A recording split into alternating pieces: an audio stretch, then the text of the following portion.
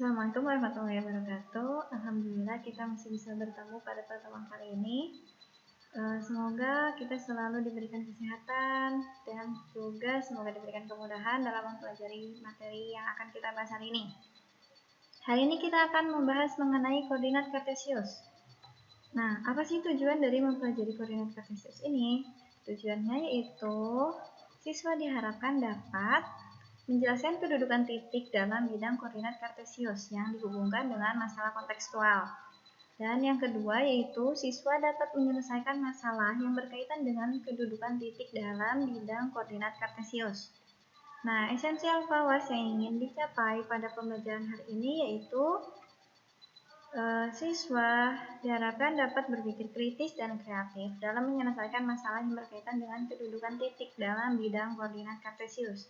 Dari tadi kita berbicara tentang koordinat kartesius. Koordinat kartesius apa sih sebenarnya koordinat kartesius itu? Nanti kita bahas bersama-sama ya. Nah, sebelum itu, di sini ada suatu permasalahan. Mari kita diskusikan permasalahan ini bersama-sama. Ali diberikan tugas untuk membuat gambaran tata letak rumahnya dengan teman-temannya. Letak rumah Budi 500 meter di sebelah timur rumah Ali. Nah, jadi di sini rumah Ali dijadikan sebagai patokan untuk menentukan rumah teman-temannya ya. Nah, letak rumah Budi itu 500 meter di sebelah timur rumahnya Ali. Kemudian letak rumah Cahya berada 300 meter ke barat dan 200 meter ke selatan dari rumah Ali. Rumah Dita berada 400 meter ke timur dan 200 meter ke utara dari rumah Ali juga. Kemudian rumah ini berada 300 meter ke utara. Nah, dapatkah kamu membantu Ali membuat gambaran tersebut pada bidang koordinat kartesius? Coba kita bantu Ali untuk menyelesaikan masalah ini ya. Sebelumnya, ini ada arah mata angin. Bisa dilihat di bagian atas itu ada arah mata angin. Di situ ada utara, timur, selatan, dan barat. Paham ya kalau itu arah mata angin itu? Coba kita buat dalam suatu bidang kartesius. Nah, ini bidang kartesius. Timur, utara, barat, selatan. Rumahnya Ali di mana? Karena rumahnya Ali dijadikan sebagai patokan, maka kita simpan rumahnya Ali di mana? Rumahnya Ali di tengah-tengah. Kan tadi kesepakatan kita rumahnya Ali itu dijadikan sebagai patokan ya. Jadi rumahnya Ali berada di tengah-tengah. Kemudian kita cari rumahnya Budi. Di mana rumahnya Budi? Rumahnya Budi itu ke timur 500 meter dari rumahnya Ali. Ke timur 500 meter. Kita anggap satu persegi ini 100 meter. Kalau 500 meter berarti 5 persegi. Jadi rumah Budi itu ke timur 5 persegi dari rumahnya Ali. 1, 2, 3, 4, 5. Nah, arahnya ke timur sebanyak 5 persegi. Kenapa 5 persegi? Karena satu perseginya kita anggap 100 meter. Dan rumahnya Budi itu berada 500 meter dari rumahnya Ali. Dan disinilah rumahnya Budi. Seperti itu, paham? Nah, ini ke timur 500 meter, paham ya? Kemudian rumahnya Cahya. Rumahnya Cahya ke barat 300 meter. Berarti ke arah barat dengan melewati 3 persegi. 1, 2, 3. Dan ke selatan 200 meter. Ke selatannya dari mana nih? Dari titik terakhir kita jalan atau dari rumahnya Ali? Dari titik terakhir ya. Jadi kan tadi kita udah ke barat 300 meter. Ke barat 300 meter udah melewati 3 petak. Nah, dari 3 persegi itu kita ke selatan 200 meter. Berarti ke sebelah selatan sebanyak 2 persegi. Nah, gitu. Di sini ada rumahnya Cahya. Gitu, paham ya? Kemudian rumahnya Dita. Rumahnya Dita di mana? Rumahnya Dita itu ke timur 400 meter. Ke timur 400 meter, berarti perhatikan garis merah. Itu ke timur melewati 4 persegi ya. Ke timur melewati 4 persegi karena 400 meter. Kemudian ke utara 200 meter. Berarti dari titik terakhir itu kita jalan ke utara 200 meter. Ini ke utara 200 meter. Ketemulah di sini rumahnya Dita, seperti itu. Kemudian rumahnya Eni. Rumahnya Eni ke utara 300 meter. Rumahnya ini cuma ke utara aja 300 meter. Jadi ya udah, kita tinggal ke utara melewati 3 persegi. Ketemulah di situ rumahnya Eni. Seperti itu. Nah, ini gambaran tata letak rumah Ali dan teman-temannya. Seperti itu ya. Nah, apa sih hubungannya gambaran tata letak ini dengan koordinat kartesius yang akan kita pelajari hari ini? Apa ya kira-kira hubungannya? Jadi, dari gambaran tata letak ini bisa kita ubah menjadi kita bentuk dalam koordinat kartesius seperti ini. Jadi rumah-rumahnya itu bisa kita bentuk dalam titik. Jadi titik yang di tengah ini tadi rumahnya siapa? Rumahnya Ali ya. Jadi titik yang di tengah ini rumahnya Ali. Ini Ali. Kita tulis di sini sebagai A. Kemudian di sini titik B sebagai rumahnya Budi. Titik C rumahnya Cahya dan titik D rumahnya Dita. Oh ya, satu lagi titik E rumahnya Eni. Seperti itu. Ini udah menggambarkan koordinat kartesius belum? Belum ya? Belum. Koordinat kartesius itu apa? Koordinat kartesius itu apa ya? Oke, nanti kita kenalan dengan koordinat kartesius. Koordinat kartesius. Koordinat kartesius itu memiliki dua buah sumbu. Yang pertama sumbu horizontal. Perhatikan di sebelah kanan layar itu ada sumbu horizontal. Sumbu yang ke samping ya, itu namanya sumbu X. Sumbu X atau bisa disebut juga sebagai sumbu absis. Terus ada lagi satu lagi sumbu yang vertikal atau tegak. Itu namanya sumbu Y atau bisa kita sebut juga sebagai sumbu ordinat. Tuh, di sini ada penjelasannya. Koordinat kartesius memiliki dua buah sumbu, sumbu X atau disebut juga absis dan sumbu Y disebut juga ordinat. Kemudian ada titik potong sumbu X dengan sumbu Y. Titik potong sumbu X dengan sumbu Y di mana? Di sini ya, yang di tengah-tengah ini. Ini kan garis X, kemudian ini garis Y. Nah, titik potong di antara sumbu X dengan sumbu Y itu di sini dinamakan sebagai titik pangkal koordinat. Di sini sebagai titik pangkal koordinat. Atau karena dia itu sebagai titik pangkal, maka di sini nilai koordinatnya itu 0,0. Jadi di sini kalau titiknya ada berada di sini, berarti dia titik koordinatnya itu 0,0 atau nilai X-nya 0 dan nilai Y-nya juga 0, seperti itu. Kemudian titik pangkal ini biasanya dijadikan sebagai titik acuan atau titik patokan dalam menentukan titik lainnya. Seperti tadi rumahnya Ali, kenapa dia disimpan di sini? Karena dia dijadikan sebagai patokan. Gitu. Untuk memudahkan saja. Tapi patokan ini tidak melulu harus di sini, tidak melulu harus di titik 0,0, bisa aja di 1,0 gitu, atau di 2,3 atau di 3,4 dan seterusnya. Itu nanti akan kita pelajari juga. Next. Letak suatu titik terhadap titik acuan. Tadi kita sudah tahu ya, titik acuan itu berada di sini ya, di tengah-tengah, yaitu dinamakan sebagai titik pangkal koordinat atau titiknya di sini 0,0, di mana nilai X-nya 0 dan nilai Y-nya juga 0.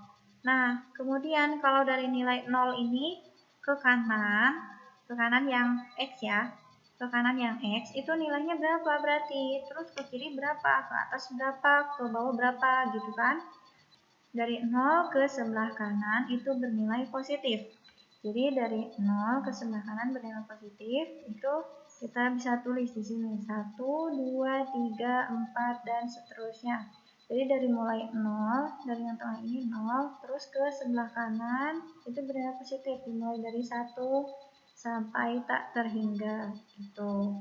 Kemudian kalau ke sebelah kiri, Kalau ke kanan positif, berarti ke sebelah kirinya negatif, betul. Berarti di sini ditulisnya dari berapa? Dari negatif 1, negatif 2, sampai seterusnya, sampai negatif tak hingga. Dimulai dari 0, ingat ya, dimulai dari 0, terus ke min 1, ke negatif 1, ke negatif 2, dan seterusnya, seperti itu. Ke kanan sudah, ke kiri sudah, kemudian coba ke atas. Kalau ke atas positif, negatif. Kalau ke atas positif, kalau ke atas positif, berarti dari sini, dari mulai 0 ke atas ini berarti 1, kemudian 2, dan seterusnya, seperti ini. Ya. Kemudian kalau ke bawah berarti negatif, negatif 1, negatif 2, dan seterusnya, seperti itu. Paham ya? Paham, oke. Mudah dipahami ya ini ya. Ini penjelasannya, ke kanan positif, ke kiri negatif, ke atas positif, ke bawah negatif. Kemudian, koordinat kartesius dibagi menjadi 4 kuadran. Nah, 4 area ya. Kalau misalkan bahasa mudahnya itu area.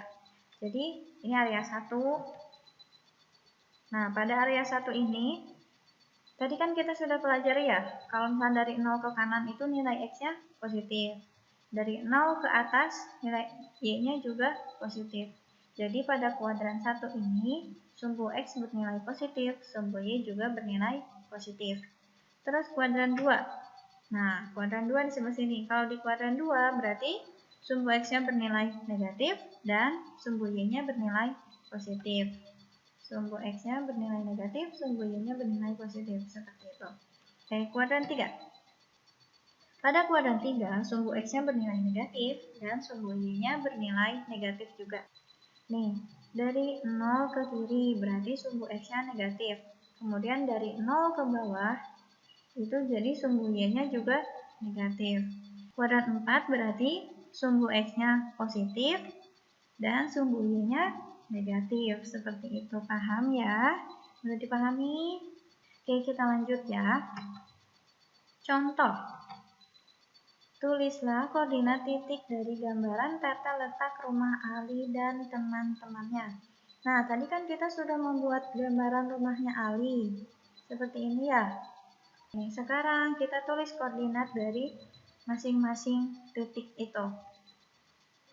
Titik A itu dia berada di tengah-tengah atau dia berada di titik pangkal koordinat. Tadi sudah Miss beritahu ya, titik pangkal koordinat itu nilainya berapa? Nilainya 0,0. Jadi, koordinat titik A sama dengan 0,0. Seperti itu. Titik B itu dia nempel di garis koordinat. Di sumbu X. Ya, dia nempel di sumbu X. Kalau nempel di sumbu X itu bagaimana, Miss? Kalau nempel di sumbu X berarti nilai Y-nya sama dengan 0. Dan di sini ada dia 5. 5 itu nilai apa? Nilai X. Jadi, koordinat titik B itu berapa? Nilai X-nya berapa? Nilai X-nya 5 dan Y-nya 0. Jadi, koordinat titik B itu sama dengan 5,0. Jadi di sini X, Y. X-nya absis, Y-nya ordinat. Jadi di sini absis, ordinat atau X, Y. Kalau untuk titik B sendiri, X-nya 5 dan Y-nya 0. Kenapa Y-nya 0? Karena titiknya menempel dengan sumbu X. Karena dia menempel dengan sumbu X, maka dia sejajar dengan si titik A tadi ya, sejajar dengan titik A, dan di titik A ini nilai Y-nya sama dengan 0, maka yang B ini nilai Y-nya juga sama dengan 0. Kebalikannya dari nanti titik E. Nanti kita bahas. Sekarang titik C dulu. Koordinat titik C berapa? Dia berada di berapa? Di min 3 sama min 2. Nilai X-nya berapa? Nilai X-nya berarti ada di sumbu X-nya berapa ini? Sejajar sama berapa? Sama min 3. Dan nilai Y-nya sejajar sama min 2. Maka titik C ini di sini adalah min 3, min 2. Kemudian titik D. Titik D berarti udah bisa nebak dong titik D berapa? Titik D itu yaitu dia X-nya 4, Y-nya 2. Nih lihat, D itu sejajar ke sini 4, terus ke sini 2. Jadi titik koordinat titik D itu sama dengan 4,2. Nah, sekarang titik D, titik E. Koordinat titik E. Titik E itu nempelnya di mana? Di sumbu Y.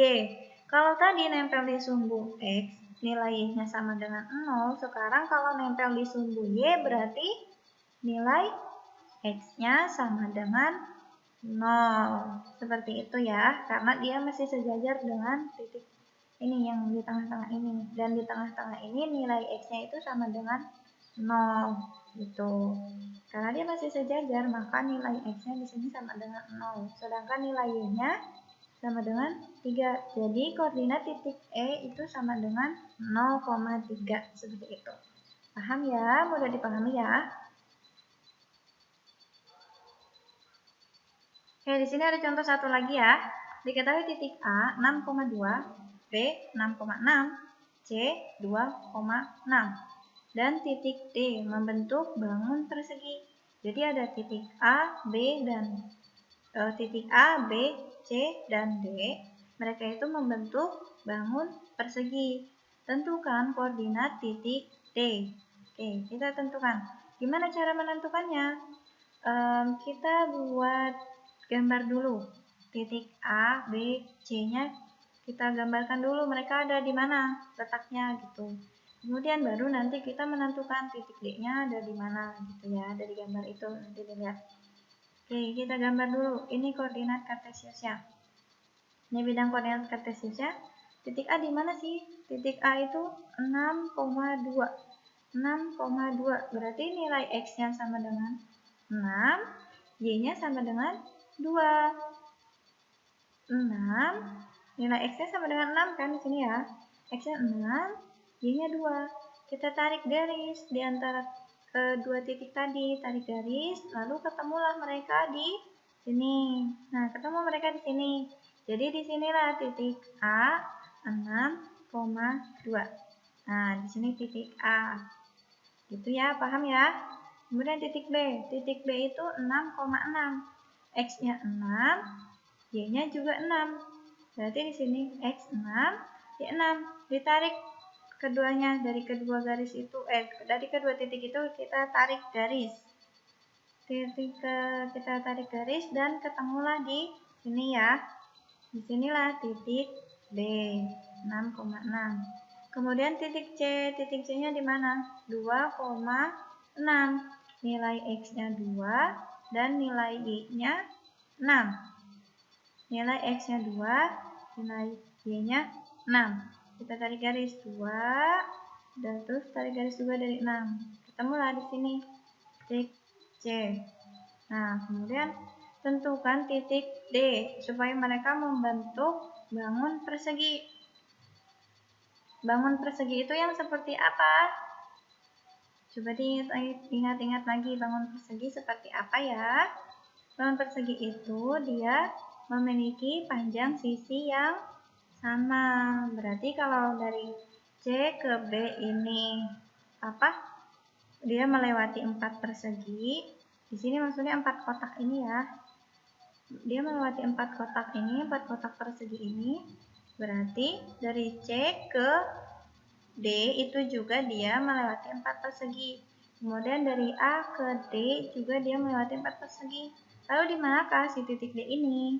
Titik D ini berada di titik di sini ya, 2,2. Seperti itu. Paham ya? Coba lihat di situ dia membentuk suatu bangun persegi. Gitu ya, paham ya? Jadi kalau misalkan nanti diminta untuk membentuk suatu bangun datar, gak harus persegi ya, bisa aja kalau misalkan mau gitu, bisa aja membentuk trapesium seperti ini. Trapesium ini di sini gitu ya. Nanti di mana kreatifnya kalian aja kalau misalkan kayak gitu. gitu ya. Terus membentuk apa lagi? Membentuk jajar ginjang bisa, layang-layang bisa, segitiga bisa, mau membentuk bangun datar apa juga bisa. Tuh, nanti gimana kreatifnya, gitu ya. Kemudian kesimpulannya apa sih? Jadi koordinat kartesius itu apa sih? Oke, koordinat kartesius adalah suatu sistem untuk menentukan posisi suatu titik.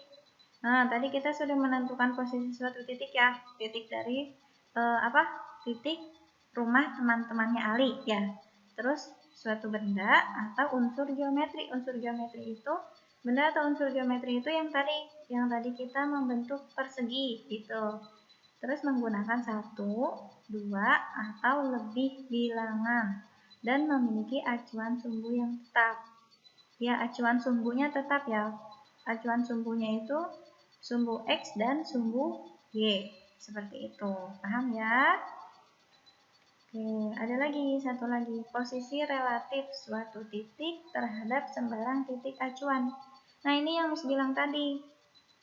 Titik acuannya itu nggak melulu di 0,0. Yang tadi titik pangkal koordinat itu nggak melulu di 0,0. Bisa aja kita pindahkan ke 1,0 atau 2,3 atau 3,4 atau 4,8 gitu. Gimana nanti di soalnya, dan itu bisa diubah gitu. Jadi misalkan kita membentuk titik, tadinya patokannya di 0,0, terus coba kita ubah lagi kalau patokannya di 3,2, titiknya itu berada di mana gitu ya. Oke. Nah, bagaimana jika titik acuannya bukan titik pangkal koordinat 0,0? Ini yang Miss bilang tadi, bagaimana? Bisa tidak kalau misalkan titik acuannya itu bukan di titik pangkal koordinat, bukan di 0,0. Itu bisa ya. Itu bisa. Dan nanti gimana caranya? Caranya itu dengan rumus. Ada rumusnya. Penjelasannya bisa kalian baca di buku paket. Ini karena videonya nanti kelamaan, jadinya disingkat aja langsung ya. Nanti untuk penjabarannya bisa kalian baca sendiri di buku paket. Di bab koordinat kartesius ada. Oke, kita dapat mencari posisi relatif setiap titik T. Titik T di sini misalkan titik T terhadap sembarang titik acuan D. Jadi titiknya itu titik T, terus titik acuannya itu titik D gitu. Titik T dia di sini misalkan titiknya itu x2, y2, sedangkan titik acuannya itu x1, y1. Lalu rumusnya apa sih, Miss? Rumusnya itu TD, maksudnya titik T terhadap D, titik T terhadap titik D itu x2, x1. X2 itu dari titiknya tadi ya. Dari titiknya tadi dikurangi sama titik di acuan. Jadi kalau X dikuranginya sama X lagi. Kalau Y nanti dikuranginya sama Y lagi. Gitu ya, paham? Nah, jadi di sini rumusnya itu X2 dikurangi X1. Titiknya dikurangi sama titik acuannya. Yang X dikurangi sama X, kemudian koma, yang Y juga dikurangi sama Y. Seperti itu, paham ya? Contohnya bagaimana? Coba kita contohkan. Tentukan posisi relatif titik B 1,5, titik C min 3,4 dan D 5,2 terhadap titik A 3,1. Ini titik-titiknya, B, C, D ini titik-titiknya yang mau kita cari posisi relatifnya. Kemudian terhadap titik acuannya ini titik A, ini titik acuannya. Titik acuannya itu A, 3,1. Bagaimana sih caranya? Mari kita jawab bersama-sama. Jawab. Nah, posisi relatif B atau BA, B terhadap A, titik B terhadap A, titik B-nya itu kan 1,5. Kemudian A-nya itu 3,1. Yang tadi Miss bilang, X dikurangi sama X. Jadi, X-nya si titik dikurangi sama X-nya titik acuan. Jadi 1 dikurangi 3, koma, sekarang Y-nya ganti yang dikurangi. Jadi 5 dikurangi 1. 1 dikurangi 3 sama dengan negatif 2. Kemudian ini koma, 5 dikurangi 1. 5 dikurangi 1, 4. Jadi posisi relatif titik B terhadap titik A itu min 2,4 gitu, paham? Coba lagi deh yang titik C. Posisi relatif titik C. Berarti di sini posisi relatif C terhadap A. Titik C-nya itu X-nya min 3, yang A-nya 3. Jadi min 3 dikurangi 3. Gitu. Min 3 dikurangi 3. Koma, di sini Y-nya 4, di sini 1. Jadi 4 dikurangi 1. Min 3 jadi min 6. Koma 4 min 1. 4 dikurangi 1, 3. Gitu. Jadi posisi relatif titik C terhadap titik A adalah min 6,3. Seperti itu. Coba kalau titik D. Kalau posisi relatif titik D. Titik D ini di sini X-nya 5. Berarti nanti 5 dikurangi 3. Berapa 5 dikurangi 3? Sama dengan 2. 2 kemudian koma, min 2 dikurangi 1. Min 2 dikurangi 1 jadinya min 3. Jadi posisi relatif titik D terhadap A itu 2,3. Seperti itu. Paham ya? Ini 5 dikurangi 3. Ini 5 dikurangi 3. Koma, min 2 dikurangi 1. Jadinya 5 dikurangi 3, 2. Min 2 min 1, min 3. Gitu. Paham ya? Kalau ada yang ingin ditanyakan, bisa nanti ditanyakan saja di GC ataupun nanti via WA. Gitu ya. Terima kasih.